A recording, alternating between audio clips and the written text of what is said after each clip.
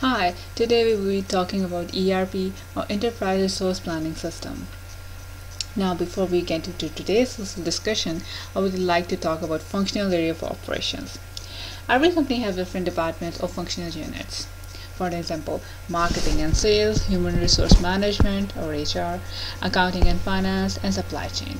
Together, these departments make up the whole business. In non-integrated information systems, these departments work in isolation. So whatever happened in one department, the other department doesn't know about it. However, the reality is completely different. Functional units and functional areas are interdependent, and they all the time require data from one and another. Now, before we talk about why integrated systems are better and why do we need integrated functional systems, let's talk about business process. A business process is basically a collection of activities that take one input and provides an output that is kind of essential or add value to the customer. Now, the customer can be internal customer like a person in another department, or it can be external customer like client. An important point is that sometimes optimizing a functional unit or fine-tuning a functional unit is not as beneficial for another functional unit. However, when we fine-tune or optimize a business process, it is generally for the whole organization. Now, to better understand ERP system or business processes, now let's look at an example.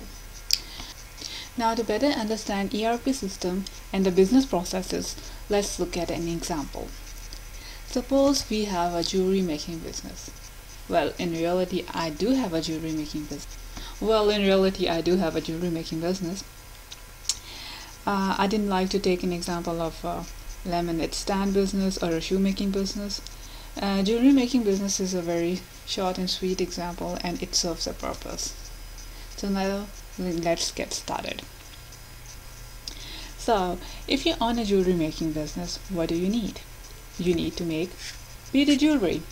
So, the making of beaded jewelry is basically the process or the production.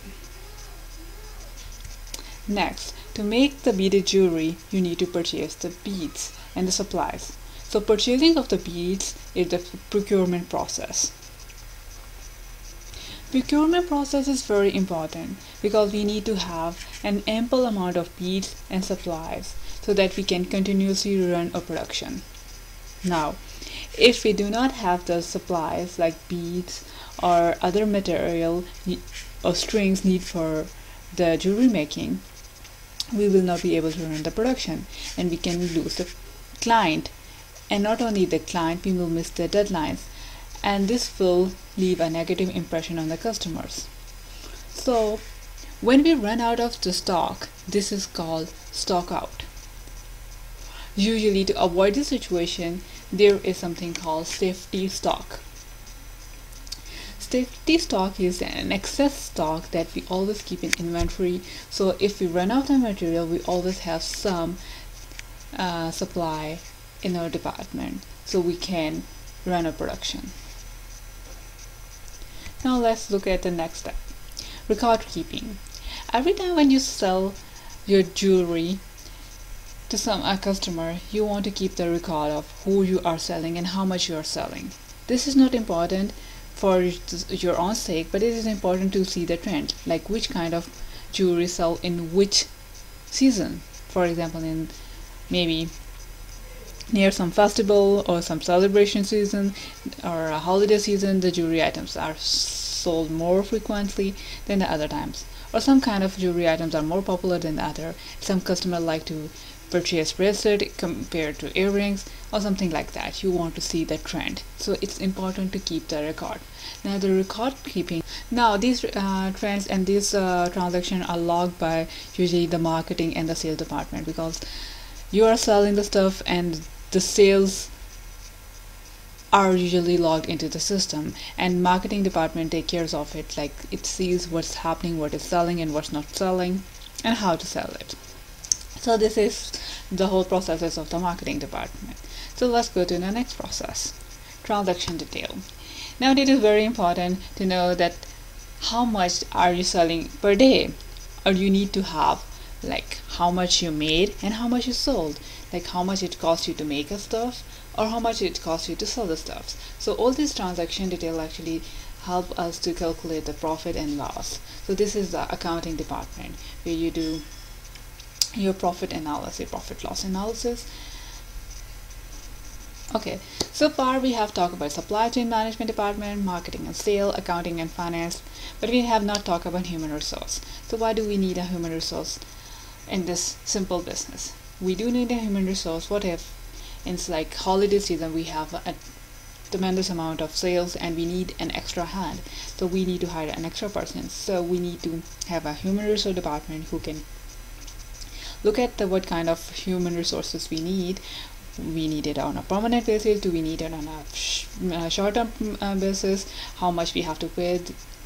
They will look into the different trends and the different pay skills according to different rules and regulations in the area. They will see that how much is generally the cost of our human resource, and they hire it.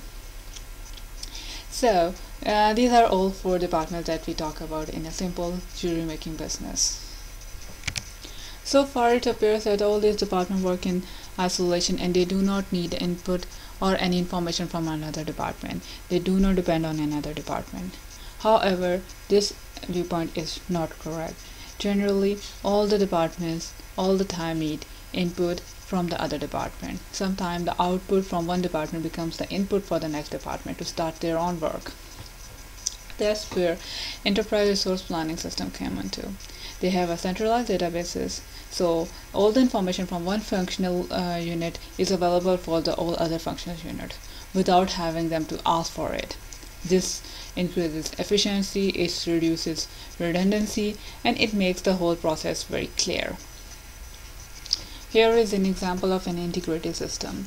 For example, SCM system is continuously sharing information with an HR department. An HR department is sharing information with the marketing and sales, and also probably with accounting and finance. So all these departments are sharing information. They are integrated. Now you might think, what kind of information SCM department needs from HR? Well, HR might tell about that what are the current resources available, and SCM will tell that what kind of resources they need, if they need an extra human resources. So HR system will also, HR department also tell about rule and regulation related to supply chain management or that are applicable to the production or procurement.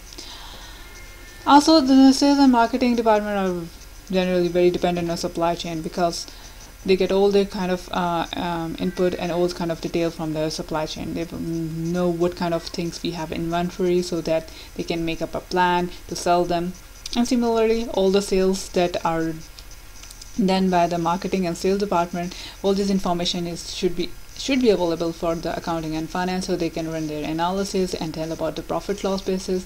Also, the SCM also need information from accounting and finance, like what kind of funds are available, how much funds are available for the procurement, or what are the allocation of the funds. So this is a very integrated system. Now we see that looking at a very simple example of a jewelry making business, that even such a small system need all kind of information from the other departments. As the organization grows and there are even more departments and complex business processes, they even need more information sharing. They need even more centralized databases so they can share information.